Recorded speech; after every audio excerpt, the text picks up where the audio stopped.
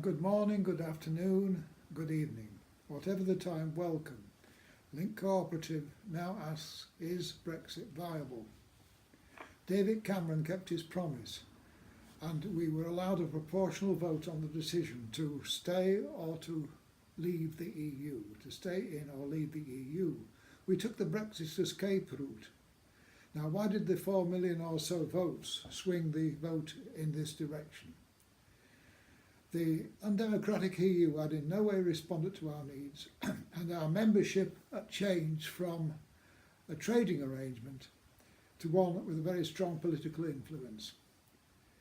So over 40 years, Brussels made many new laws we had to keep, and no vote was allowed on whether or not we wanted these laws. It also made helpful loans to the poorer member countries, but they had to pay these back, of course, and that was the problem. So countries lost control of their economies and got the euro, I almost forgot the name of the thing, yes, the euro to deal with, which didn't fit in with their businesses in a good way at all. So the interest of these loans simply had to be made and paid back to Brussels, and Brussels got richer. The poor countries seemed to get poorer, especially Greece was a good example where they couldn't even get the medical treatment which they needed. So Westminster didn't want to appear undemocratic, and for once it listened and gave way to the wishes of the people of the UK. They appeared to be caring for those whose lives, now they appear to be caring for those whose lives they had helped to destroy. Destroy in the sense there was no jobs, the coal mines had closed, the fish weren't around to be caught because they weren't allowed to fish in those waters which they normally would have been able to get to. And skilled industries and apprenticeships were gone. And young people had nothing to look forward to. And many were banished to low wages or the benefits trap. So now Brexit rambles on, and little or nothing is said about these basic causes that led to our Brexit. Why they're not even mentioned, are they? They talk about trade, they talk about immigration, not much else. Why are many with only poorly paid employment ahead of them? What are they thinking about what's going on? This rambling on of the Brexit.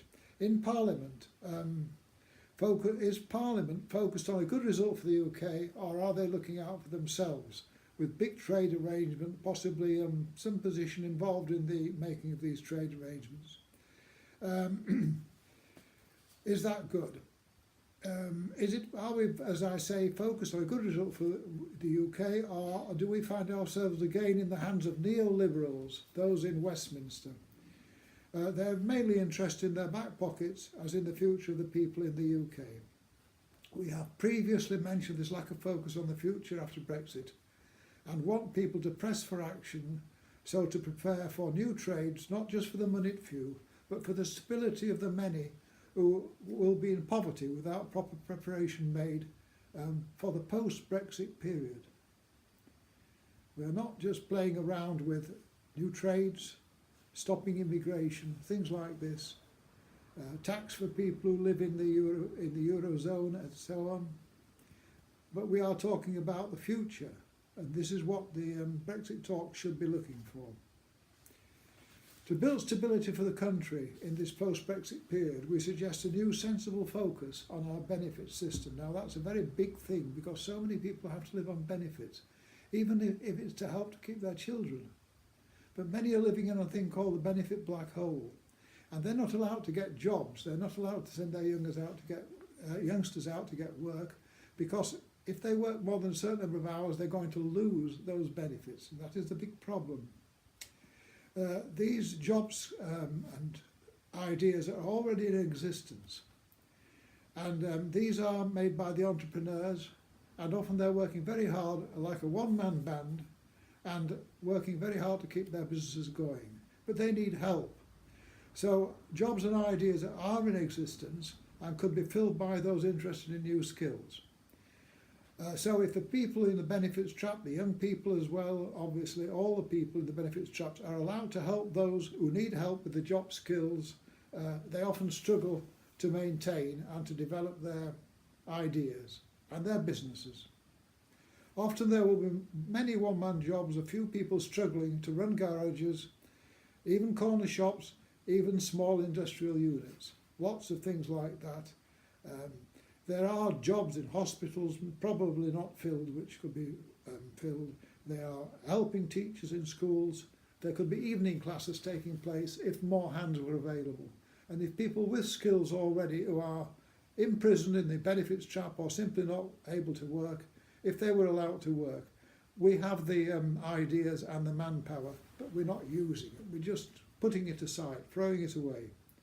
So silly. So if people are allowed to help in these jobs and develop skills, and the people in those jobs, doing those jobs, are not alone anymore, struggling to make ends meet. The benefits now wasted will be given to those who join in as helpers in the small concerns mentioned above. And these concerns will not be asked to pay their new helpers, but they will give them skills. They will share the skills with them. They will help carry the workload of these small businesses. These concerns will not be asked to pay, as we say, their new helpers. And the new scheme will be called the Benefits Paid in Work Scheme. What a crazy thing to pay people on benefits instead of having them sitting there, allowing them to go out and learn skills. That seems crazy, doesn't it? Why doesn't our government not see this idea as a possibility? It's a wonderful possibility. When I was a youngster, I was lucky enough to get a 5-year apprenticeship. That set me up for life. So I could do many things now which other people probably can't do. Wonderful thing to do some sort of apprenticeship, even in a corner shop, doesn't matter. They can then talk, they can learn to handle money, they can talk with the customers who've got skills and ideas. The small businesses sharing their skills as they receive free help. It's not really free, they're having to put something into it, aren't they, and share it with these youngsters coming along and make sure they get there on time and giving them something to do, which is a wonderful incentive to get you there on time if you know there's something to happen and you can learn things from it. Of course, those not happy to join the proposed scheme will be allowed to join later, but they'll certainly have some talking about their benefits. They'll say, well, why aren't you going? We're offering you this possibility working with Mr. Bloggs down the road at his corner shop. We've got to sell fish and chips. We're going to stack the shelves, but at least you won't be sitting at home and you'll be meeting friends, you'll be making friends. So important in work to have friendship and sharing what you can do. Turn the page over. So at Link, we don't find that Brexit's very viable in its present manifestation. It's not doing enough for people. Those involved doing the Brexit should look much wider and use this opportunity to provide work for the people in the UK in the future. It's the future we've got to look at as well. It's not just a few years and then we're all chucked out with nothing to do. We must be looking to what's going to happen in the future. Surely it's the will of the people then to have employment. And all most people do is to want to get out of the mess the government has allowed themselves and the EU to land us in. Because though the EU refused our advice and our ideas, fair enough, but did they really fight to get our ideas through? Have they really fought to help the little countries who do need this help? Well, thanks for listening to this again, and we'll try and put up another idea next week, or as soon as we jolly well can. As soon as we can make the YouTube thing work as well as it possibly can do. And I think thanks to YouTube, it's obviously of great value. Sometimes the wrong things get put up, fair enough. But it's a great way we have of contacting people. People's ideas should go through and get to Parliament as well. Again, thanks for listening.